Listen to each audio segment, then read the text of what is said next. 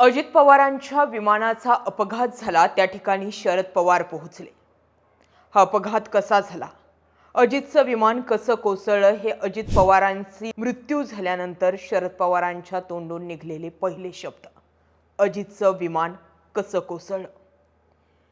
सगळीकडे वेळेवर पोहोचणारा माणूस आज चुकीच्या वेळी गेला, अशा आशयाचे पोस्ट, अशा आशयाचे मजकूर फक्त कार्यकर्ते किंवा राजकीय व्यक्ती ठेवत नाहीयेत, तर आज सगळ्यांचे सोशल मीडियाचे स्टेटस एकच, वेळेवर पोहोचणारा माणूस आज चुकीच्या वेळी गेला। अजित पवार गेले ते एक आकस्मिक निधन म्हणून पाहता येईल की हा घातपात झाला, या स्वरूपाच्या चर्चा सोशल मीडियावर रंगताना दिसतात। याआधीही गोपीनाथ मुंडे, आनंद दिघे आणि आता अजित पवार अनेकांच्या मृत्यूबाबत शंका आणि फक्त प्रश्नच निर्माण होत राहिले।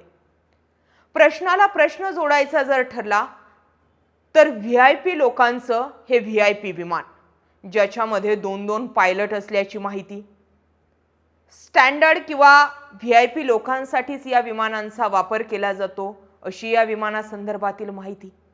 मग अजित पवारांसोबत जे घडलं ते कसं घडलं। अजित पवारांसोबत आणखी 4 जण गेलेत। प्रश्न असा आहे की अजित पवारांची ही अकाली एक्झिट हा नियतीचा खेळ होता, नियतीचा घाला होता की ठरवून केला गेलेला प्लॅन। हे प्रश्न माझे नाही, सोशल मीडियावरती प्रचंड या प्रश्नांची सरबत्ती सुरू आहे। आता या विमानाचा जो ब्लॅक बॉक्स आहे तो शेवटच्या 3 मिनिटांमध्ये काय घडलं हे सांगू शकेल।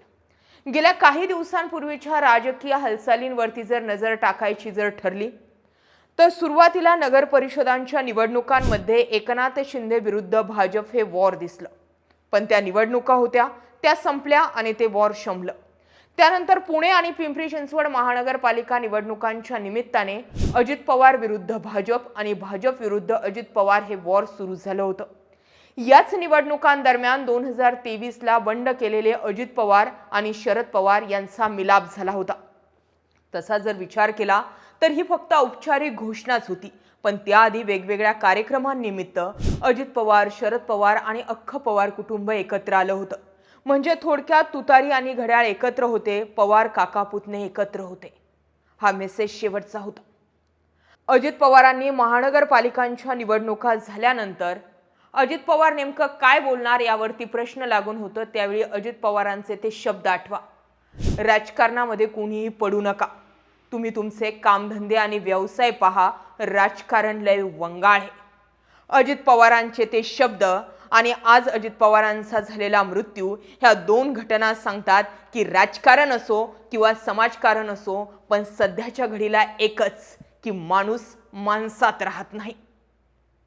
अजित पवारांचा मृत्यू, अजित पवारांसोबतच्या विमानाला झालेला अपघात हा बारामतीत घडला। बारामतीच्या लोकांचे स्टेटस बघितले, बारामतीकरांना हक्काने गृहीत धरणारे दादा आज बारामतीकरांमधून निघून गेलेत।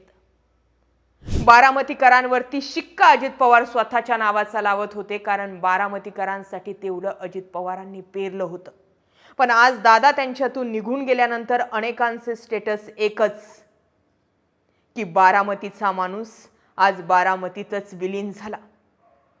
मेल्यानंतर खाली जे काही उरलंय त्यामध्ये कागद होते आणि हे कामाचा माणूस शेवटपर्यंत कामच करत राहिला असेही स्टेटस दिसले।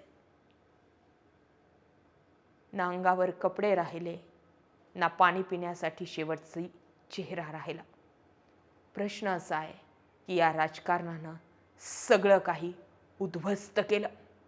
शरद पवारांनी घटनास्थळी जाऊन केलेली चौकशी आणि झालेला एक महत्त्वाचा खुलासा, अजित पवारांचं विमान हे लँड झाल्यानंतर त्याचा स्फोट झालेला नाही, तर ते जे समोर आलेले CCTV फुटेज आहे ते सांगतंय की अजित पवारांचं विमान लँड होण्यापूर्वीच त्याचा स्फोट झाला। आधी जाळ दिसला आणि मग धूर दिसला। अजित पवारांच्या अंगावरती शेवटची चादर टाकणारे सुद्धा बारामतीकरच ठरले। अजित पवारांची ओळख त्यांच्या हातावरील घड्याळावरून आपल्याला पटली असं बारामतीकर आणि तिथले गावातले लोक सांगतात। शेवटी बारामतीचा माणूस बारामतीतच विलीन झाला। आता प्रश्न तयार झालेत, जे सोशल मीडियावर तयार झालेत, की हा घातपात होता का? हे ठरवून केलं गेलंय का? हा नियतीचा घाला होता का? की ठरवून केला गेलेला प्लॅन? आनंद दिघे, गोपीनाथ मुंडे आणि आता अजित पवार. अनेकांचे मृत्यू संशयाच्या भोवऱ्यात. तांत्रिक बिघाड होऊ शकतो, पण एवढ्या मोठ्या VIP विमानाचा कसं शक्य आहे? अंतरही खूप दूरचं नव्हतं. त्यामुळे हे सगळे सोशल मीडियावर उपस्थित होणारे प्रश्न, चौकशी अंतीस यातून काय आहे ते स्पष्ट होऊ शकतं. पण या सगळ्या घडामोडींकडे पाहिल्यानंतर एक तर समजतंय, राजकारण असो, समाजकारण असो किंवा काही असो, या क्षणाचा विचार करा.